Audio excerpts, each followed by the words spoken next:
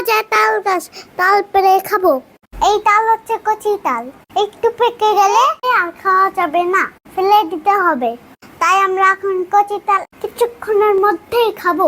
তাই এখন প্রসেস হচ্ছে, একটু পরে বাসায় নিয়ে যাব, তারপর প্লেটে রেখে ছুরি দিয়ে কেটে ফুটে মজা করে খাবো। আর নিয়ে আসলাম এখন বাসায়, পলিথিন থেকে ঢাললাম, ঢালার পর এখন আমি কাটা শুরু করলাম। কাটা কোটা শেষ হয়ে গেলে ডায়মন্ডের লুক আসছে, লুকটা দেখতে ডায়মন্ড ডায়মন্ড, খেতে আরো মজা হবে। তাই কাটা শেষ হয়েছে, এখন আমি খাবো, আমার সঙ্গে সবাই খাবে, একসাথে খেয়ে মজা পাবে।